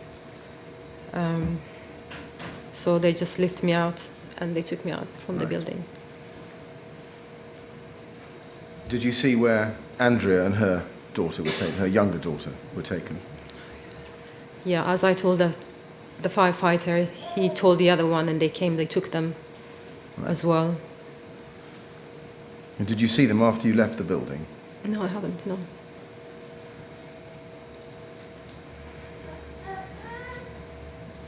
And on page 10, I think you say that, at paragraph 50, you went to the Kensington Sports Centre. They took my blood pressure, tested my breathing, and checked my general well-being. Who did that? Who did those tests?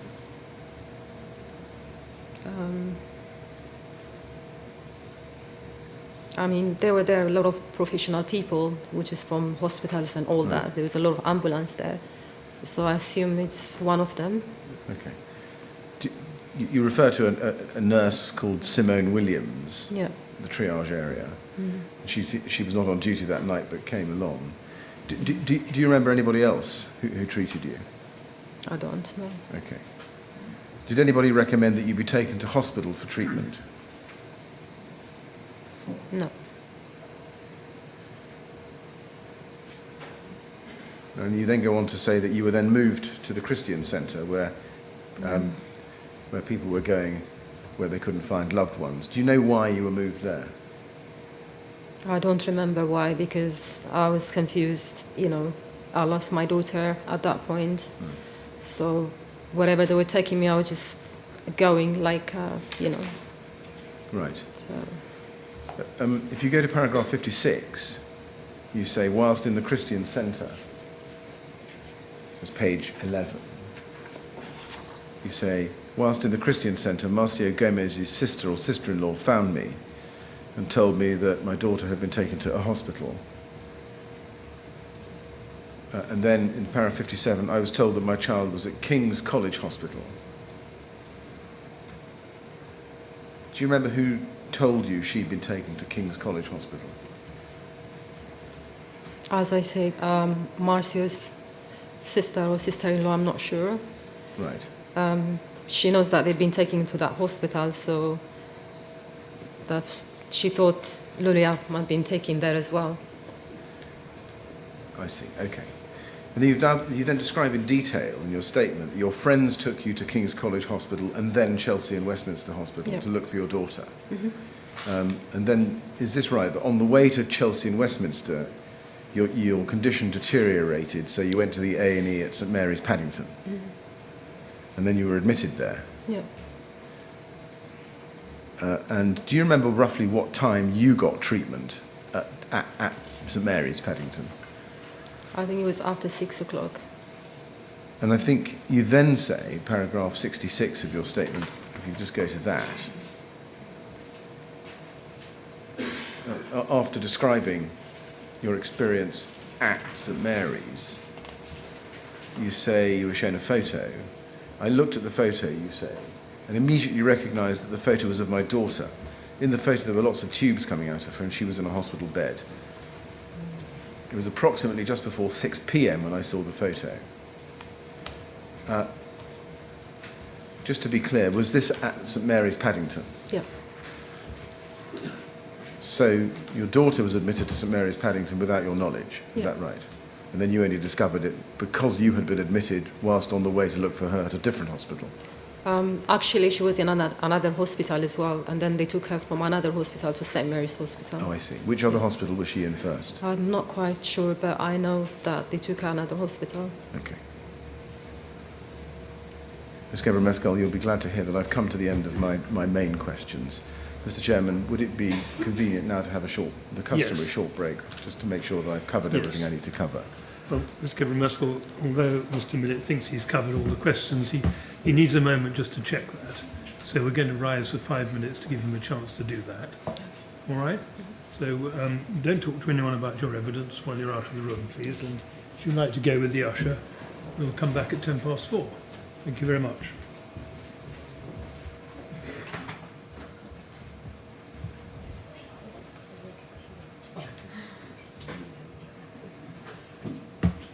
Ten past 4 then, please.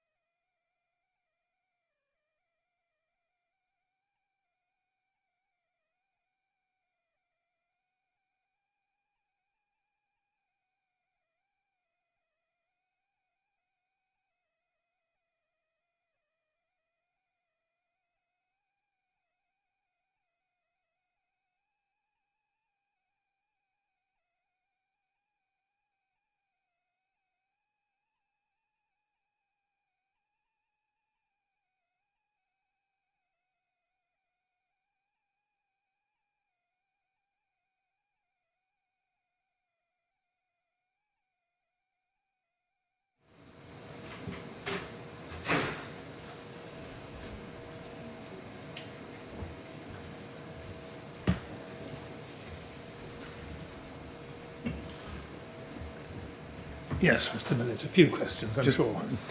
Just one or two, Mr. Chairman. Yes, if we could just have Ms. Gebremeskel back, please.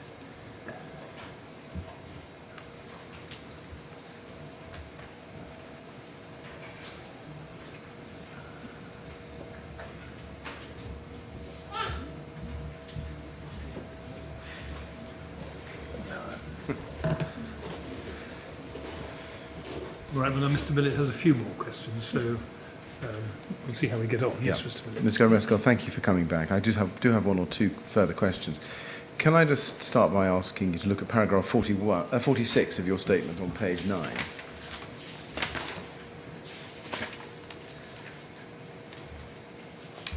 And at paragraph 46, towards the bottom, you say, my daughter and one of Marcio's daughters were discovered by firemen unconscious on the stairs, and they were carried down out of the tower. I owe everything to the brave firefighter who risked his own life in that inferno to save my daughter. Words can never express my gratitude. Can I just ask you, when did you first discover that a firefighter had saved your daughter? I've been told by someone, but I can't remember. Right. Yeah. Do you know which firefighter it was? Yeah, later on I did find out, but I forgot his name. Right. But Okay. So you did know. I'm not sure who forgotten told me, that. but I did. Someone told me, but I Right. can't. As I say, I can't remember. All right. Very well. Finally, do you have, or did you have a friend at the time of the fire called Thomas Etienne? Yeah. Do you remember speaking to him on the night of the fire? Yeah. Did you speak to him from the Gomez's flat? Yeah. Do you remember whether it was him who, or it was he to whom you spoke, where you were speaking to when the phone was passed to the firefighter who you then spoke to? No, it wasn't him. It wasn't him. No. Okay. Did you also speak to Sansan Chuker Yeah. during that night? And do you remember anything of the conversations you had with her? I was the one who called her to let her know there is a fire in the building. At the time, she was not in the building. No, she wasn't. It was me who called her and tell her about the news. Do you remember whether it was her who handed her phone to the firefighter for you to speak to? No. Right. Ms. Gebremeskel, I've come to the end of my questions, except one. My final question to you is this. Apart from the 2 written witness statements that you've given to the inquiry, and apart from the evidence that you've given to the chairman today, is there anything else about what you heard or saw or smelt or felt on the night of the fire itself that you would wish the chairman to know? Can you repeat that, please? Yeah, of course. Apart from your written evidence, your 2 witness statements, and apart from the evidence that you've given to us today, is there anything else about what you saw on the night, felt on the night, heard, smelt, your experiences on the night of the fire, that you think it's important for the chairman to know about?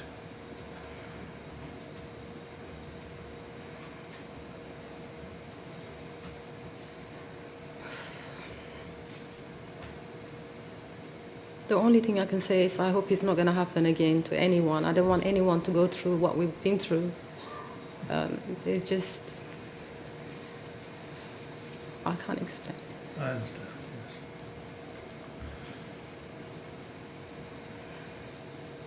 Well, Ms. Gebremeskel, it just remains for me to thank you very much for coming here and answering my questions and assisting the inquiry with our investigations. We're extremely grateful to you. So thank you very much indeed. But I need one issue. I have one issue that I want to raise, if you don't mind. All right. I was reading a statement about a few days ago.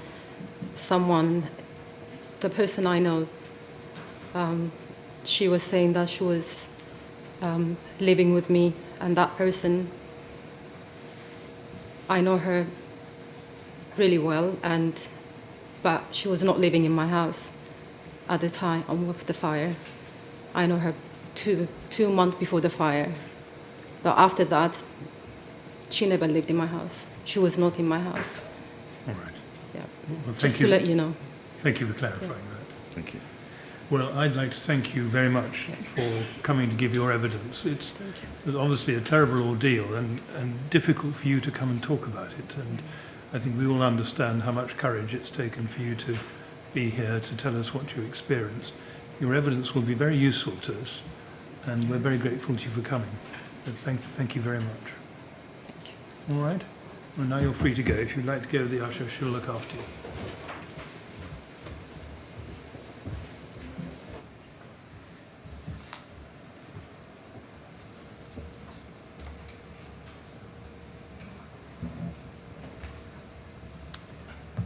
Yes, Mr. Millett. Well, Mr. Chairman, keen though I am to use 12 minutes, Yes. I'm equally not keen to rush the reading of any of these statements, but I Quite would right. like to do what I can with the remaining time of the day, given not least that these statements have been published in advance as due to be read today. Well, let's see how we get on, shall we? Shall we do that? Yes. The next statement that I would read into the record is the statement of Nina Masro, dated 5th of June 2018, and that is reference IWS quintuple 0792.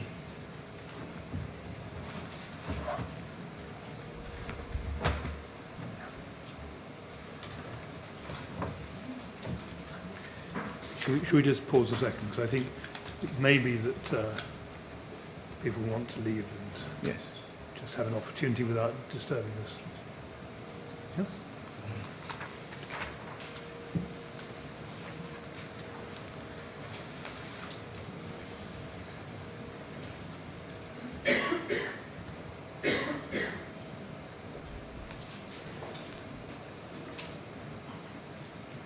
Yes, all right, Mr. Millett, thank you. And she is the first of a number of residents of Testerton Walk, a walkway connected with Grenfell Tower, Yes. which was evacuated on the night or morning of the 14th of June 2017. And as I say, I start with Nina Masro's statement, IWS 792, dated the 5th of June 2018, which comes with a statement of truth over a signature at page 13.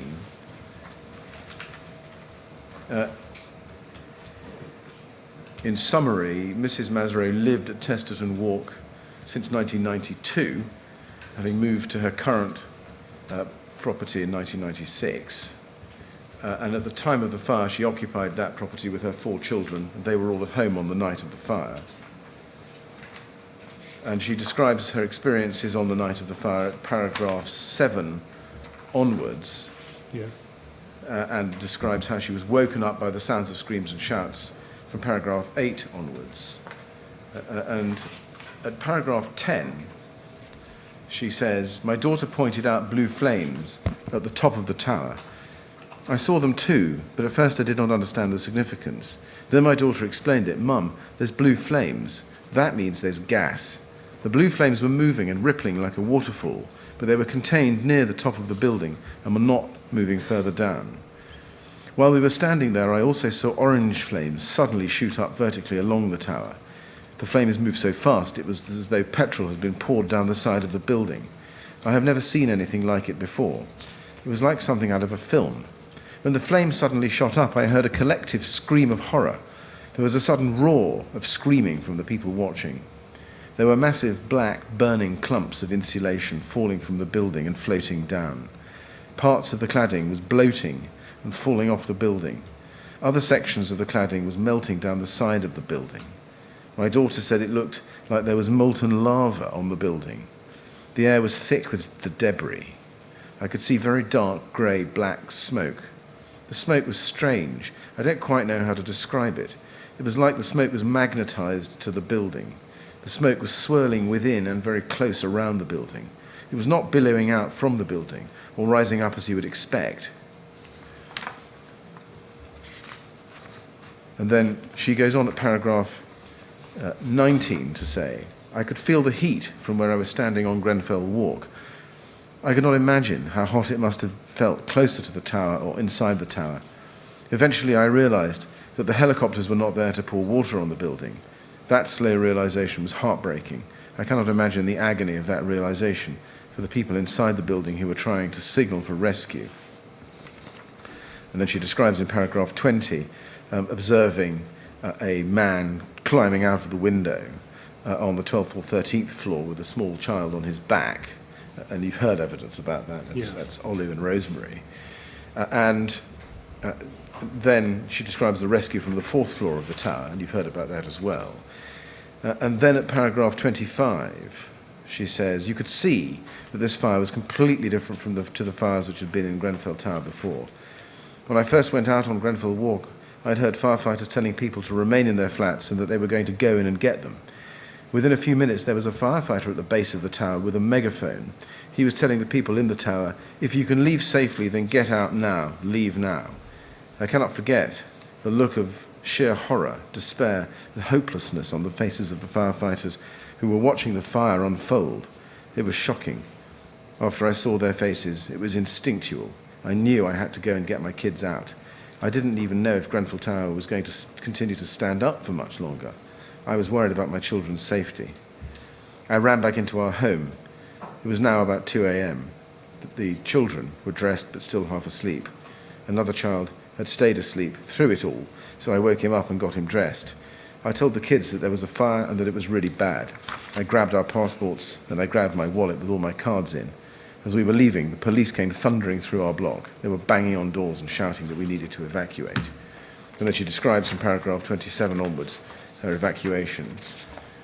I think that's all I need to read from the statement.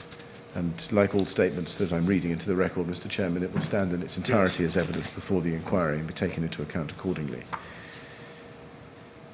The next statement is from Benazir Lashiri, another Walkway resident, also Testerton Walk. That's IWS 643, quintuple 0643.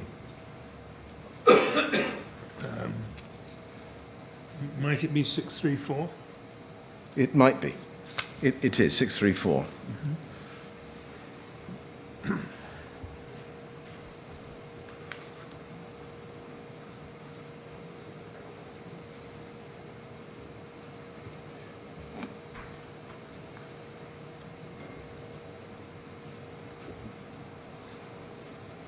There it is. And this is a statement dated the 1st of June from Benazir Lashiri, with a statement of truth at page 8. And she, in summary, has lived with her family in Testerton Walk since 1983. On the night of the fire, she was at home with her 2 children, her partner Damon, her parents, her brother and her sister-in-law. And she explains at paragraph 16 how she heard the smashing of windows from the fire. And she says, picking it up on page 3 of IWS 634, I could hear the smashing of windows from the fire. I heard people still screaming for help. Everyone downstairs was quiet. The noise was coming from the tower. People outside were shocked and didn't know what to do. I was standing in the same position at the front of the tower. I then came back in to check on my kids. The front door of our walkway was about 10 feet from the entrance of the tower, so it was very close. And then at 21, in particular, Mr. Chairman, she describes in detail how the fire has moved. She says, at around 2 a.m., the fire had travelled around the back of the tower and came to the left of me. It was now on the side of Latimer Road Underground Station and the school next to the tower. I remember looking up at the tower and I could see a shadow in the window and flames. I saw and could smell smoke. I could hear cracking and the windows from the tower smashing. I could see the cladding falling off. Fire flames were falling down. I was still standing at the front of the tower. When it all got all the way round, I got really panicky. Where I stood was the last bit to catch fire.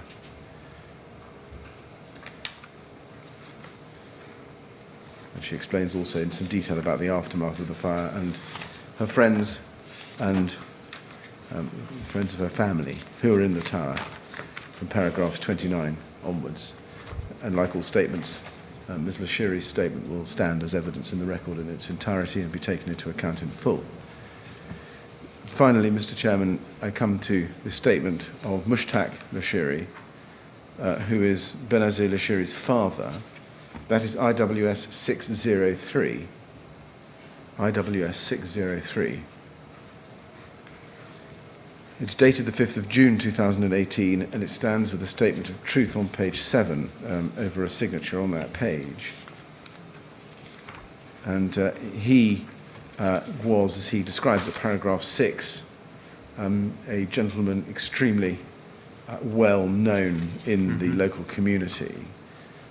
He was a Labour Party councillor for 18 years, between 1992 and 2010, was involved in the Lancaster West Residents Association and the Estate Management Board. He was Deputy Mayor in 2003 to 4 and was part of the KCTMO from 1994 to the 2000s, and was very well known to people in the area.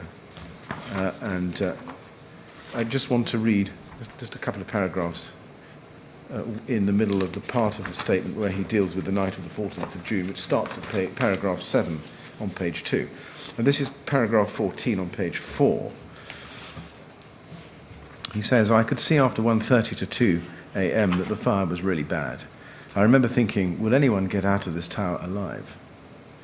The families of residents inside the tower were gathered outside. There was nothing to speak about. We said 3 to 4 words to one another like, oh my God, and what is happening? I felt very disturbed by what I could see and unhappy. I was just standing there watching. I could see and hear people from the tower shouting help, and I could see people in the windows waving their hands to get attention.